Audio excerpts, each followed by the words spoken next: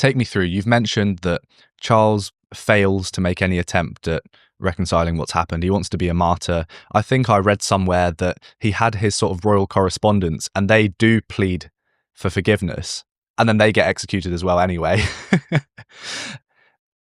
Take me through now to the execution. What unfolds? He's been tried, he's guilty, he's sort of this school kid that keeps on misbehaving, the teachers love him, he's got potential, he's got a bit of talent, and they really don't want to expel him, but he's punched up the nerd in the class and it's time. That's unacceptable. He's got to go. What unfolds at the execution? Yes, he didn't he didn't take the advice that he was being given.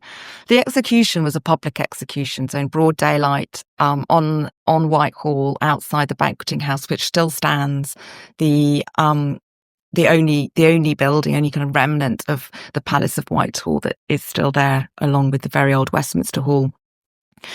This beautiful building, quite new building, an absolute kind of symbol of monarchy, and it's outside that building that the scaffold is built, and he is processed through St. James's Park and into the banqueting house and out onto a scaffold. He has to sort of clamber through a window. It's freezing cold.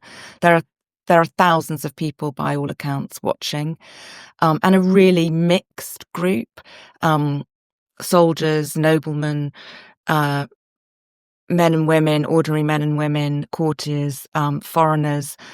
Samuel Pepys, the famous diarist, is a young boy, 15 years old, should have been at school, but played truant. Wouldn't you, if something like this was happening in your city down the road? You would think, I want to see this. Everyone knew that this was an extraordinary thing to be happening.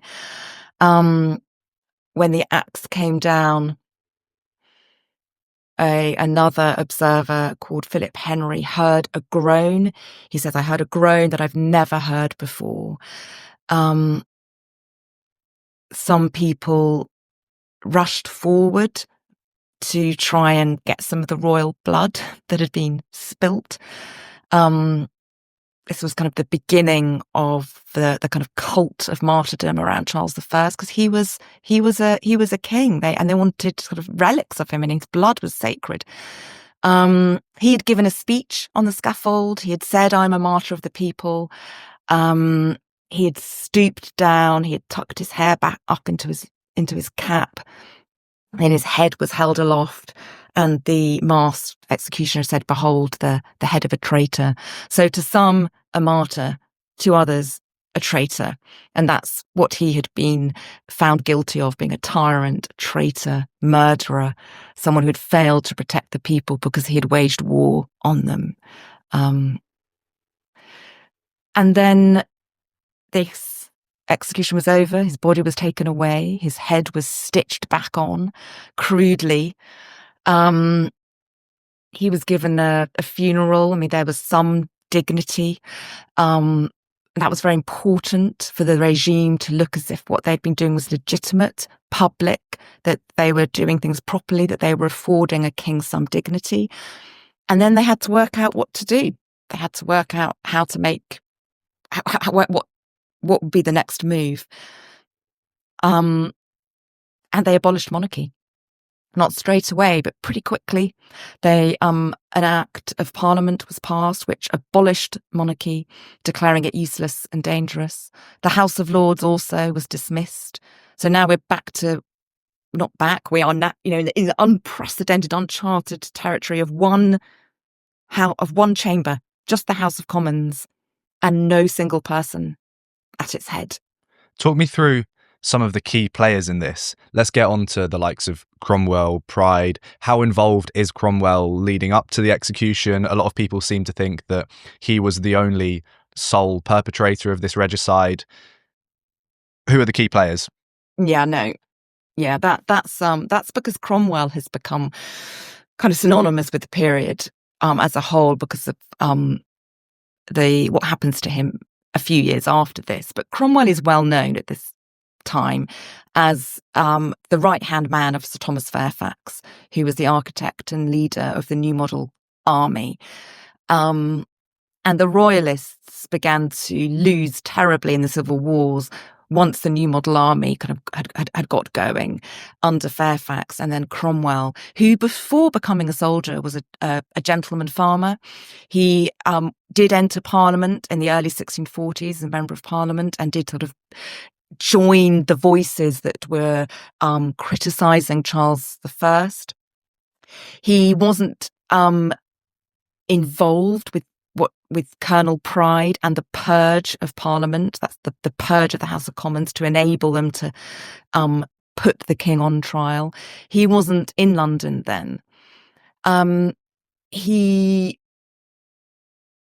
possibly was in Whitehall at the moment of the execution, and apparently went along and saw the body of Charles I. But he is known to be ambitious, and he is known to be ruthless on the battlefield. But he is not making all the decisions. We've got a kind of group of men in Parliament who then become a council, and they become the Executive Council, and there are 40 of them, and Cromwell is among them. And he does take the chair of that council, but its first president is someone called John Bradshaw, who's a judge from Cheshire, and he had presided over the trial. So Cromwell was among a group of parliamentarians, politicians who had pushed through the trial. He had signed the death warrant, but he wasn't the ringleader. And soon after the execution, the Council of State, this is now this body of people who are the executive, sent him off to Ireland to quell a royalist uprising in Ireland, and to bring Ireland back under the control of England. Ireland was had been a kind of rebellious colony in the 1640s. So Cromwell is not in England and not at Westminster for all of 1649. He doesn't come back till 1650.